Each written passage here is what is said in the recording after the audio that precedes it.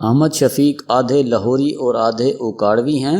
گوتھم کے نام سے ہاسپٹیلٹی کالج چلاتے ہیں۔ ہوٹل مینجمنٹ کے گرو ہیں۔ سائپرس، لندن اور سوئٹزرلینڈ میں کام کر چکے ہیں۔ پڑھے لکھے اور زمانہ ساز ہیں۔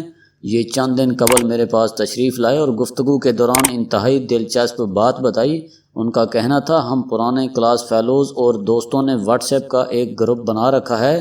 میں نے چند دن پہلے گروپ میں سب سے کہا، آپ لوگ اپنی زندگی کی پہلی تنخواہ بتائیں۔ میں نے ساتھ ہی اس مقابلے کا آغاز کر دیا۔ میری پہلی تنخواہ 500 روپے ماہانہ تھی۔ گویا میری عملی زندگی کا سٹارٹ ٹیشو کے ڈبے، ٹوتھ برش یا کافی کے ایک کپ کی ویلیو کے برابر تھا، اور میں اس تنخواہ میں پورا مہینہ کام کرتا تھا۔ مجھے دیکھ کر باقی سب دوستوں نے بھی اپنی پہلی سیلری لکھنا شروع کر دی۔ ہمارے پورے گروپ کی ابتدائی تنخواہیں 1000 1500 سے زیادہ نہیں تھیں، لیکن آج صرف 30 سال بعد ہم کروڑوں بلکہ اربوں روپے کے اثاثوں کے مالک ہیں۔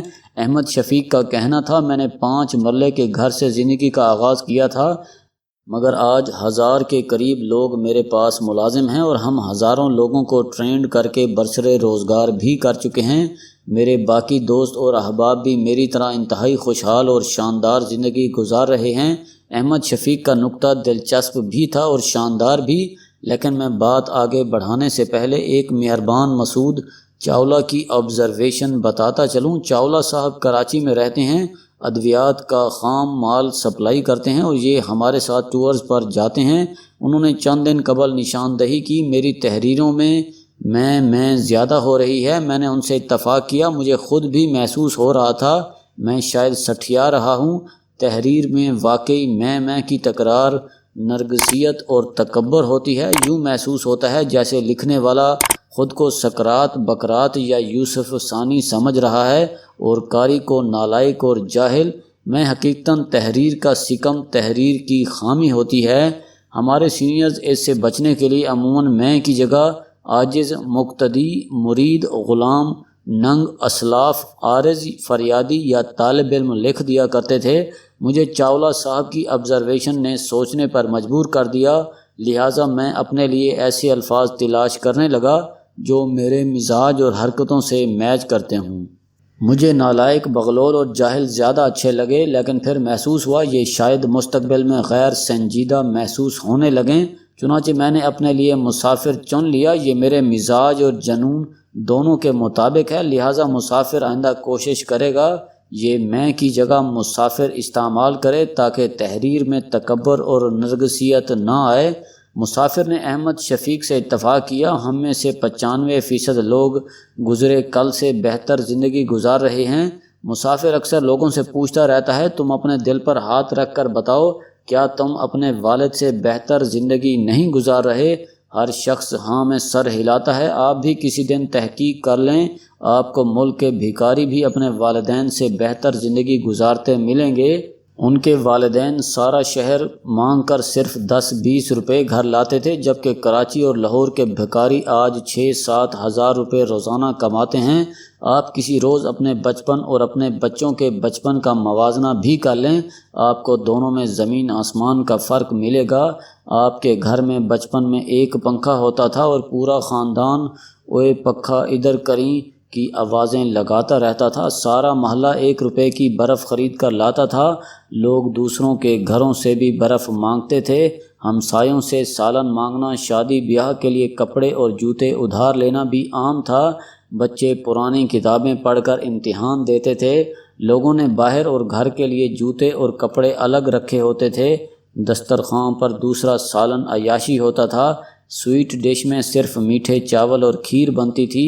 مرغی صرف بیماری کی حالت میں پکائی جاتی تھی اور بیمار بیچارے کو اس کا بھی صرف شوربہ ملتا تھا۔ پورے محلے میں ایک فون ہوتا تھا اور سب لوگوں نے اپنے رشتہ داروں کو وہی نمبر دے رکھا ہوتا تھا۔ ٹیلی ویژن بھی اجتماعی دعا کی طرح دیکھا جاتا تھا۔ بچوں کو نئے کپڑے اور نئے جوتے عید پر ملتے تھے۔ سائیکل خوشحالی کی علامت تھا اور موٹر سائیکل کے مالک کو امیر سمجھا جاتا تھا۔ گاڑی صرف کرائے پر لی جاتی تھی۔ بس اور ٹرین کے اندر داخل ہونے کے لیے باقاعدہ دھینگا مشتی ہوتی تھی۔ کھنے سینک دیے جاتے تھے اور کپڑے پھٹ جاتے تھے۔ گھر کا ایک بچہ ٹی وی کا انٹینا ٹھیک کرنے کے لیے وقف ہوتا تھا۔ وہ آدھی رات تک اوئے نویدے کی آواز پر دوڑ کر مٹی پر چڑھ جاتا تھا اور انٹینے کو آہستہ آہستہ دائیں سے بائیں گھماتا رہتا تھا، اور اس وقت تک گھماتا رہتا تھا جب تک نیچے سے پورا خاندان اوئے بس کی آواز نہیں لگا دیتا تھا۔ پورے گھر میں ایک غسل خانہ اور ایک ہی ٹوائلٹ ہوتا تھا، اور اس کا دروازہ ہر وقت باہر سے بجتا رہتا تھا۔ سارا بازار مسجدوں کے استنجا خانے استعمال کرتا تھا۔ نہانے کے لیے مسجد کے غسل خانے کے سامنے قطار لگتی تھی۔ نائی غسل خانے بھی چلاتے تھے۔ یہ سردیوں میں حمام کے نیچے لکڑیاں جلاتے رہتے تھے اور لوگ غسل خانوں کے اندر گرم پانی کے نیچے کھڑے رہتے تھے، اور نائی جب ان سے کہتا تھا باؤ جی بس کر دیو پانی ختم ہو گیا جے، تو وہ اس سے استرا یا تیل مانگ لیا کرتے تھے، اور لوگ کپڑے کے پونے میں روٹی رکھ کر دفتر لے جاتے تھے۔ بچوں کو بھی روٹی یا پراٹھے پر اچار کی پھانگ رکھ کر سکول بھجوا دیا جاتا تھا، اور یہ لنچ بریک کے دوران یہ لنچ پھڑکا کر نلکے کا پانی پی لیتے تھے۔ اور یہ وہ زمانہ تھا جس میں کھانا نہیں ہوتا تھا، روٹی ہوتا تھا۔ امیر ترین اور غریب ترین شخص بھی ڈنر یا لنچ کو روٹی ہی کہتا تھا۔ لوگوں کو کھانے کی نہیں روٹی کی دعوت دیتے تھے، اور یہ زیادہ پرانی بات نہیں۔ 40 اور 50 سال کے درمیان موجود اس ملک کا ہر شخص اس دور سے گزر کر یہاں پہنچا ہے۔ آپ کسی سے پوچھ لیں، آپ کو ہر ادھیڑ عمر پاکستانی کی ٹانگ پر سائیکل سے گرنے کا نشان بھی ملے گا، اور اس کے دماغ میں انٹینا کی یادیں بھی ہوں گی، اور کوئلے کی انگیٹھی اور فرشی پنکھے کی گرم ہوا بھی۔ ہم سب نے یہاں سے زندگی شروع کی تھی۔ اللہ کا کتنا کرم ہے، اس نے ہمیں کہاں سے کہاں پہنچا دیا۔ اب یقین کریں، قدرت ایک نسل بعد اتنی بڑی تبدیلی کا تحفہ بہت کم لوگوں کو دیتی ہے۔ آج اگر یورپ کا کوئی بابا قبر سے اٹھ کر آ جائے تو اسے بجلی، ٹرین اور گاڑیوں کے علاوہ یورپ کے لائف سٹائل میں زیادہ فرق نہیں ملے گا، جبکہ ہم اگر صرف 30 سال پیچھے چلے جائیں تو ہم کسی اور ہی دنیا میں جا گریں گے۔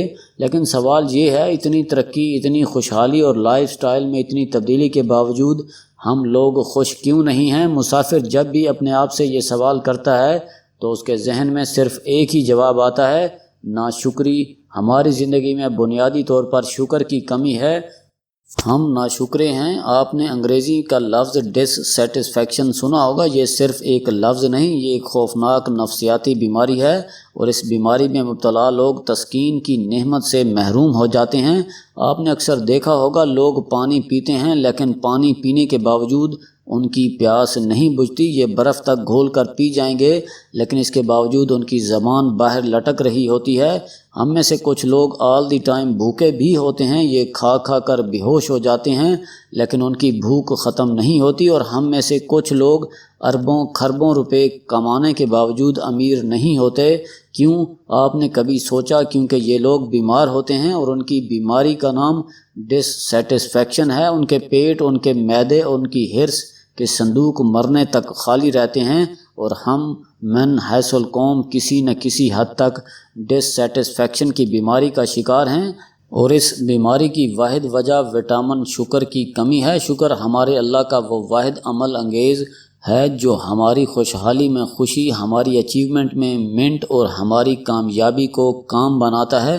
انسان جب شکر چھوڑ دیتا ہے تو پھر یہ ڈس سیٹسفیکشن میں مبتلا ہو جاتا ہے، اور یہ بیماری پھر مریض کا وہی حشر کرتی ہے جو اس وقت ہم سب کا ہو رہا ہے۔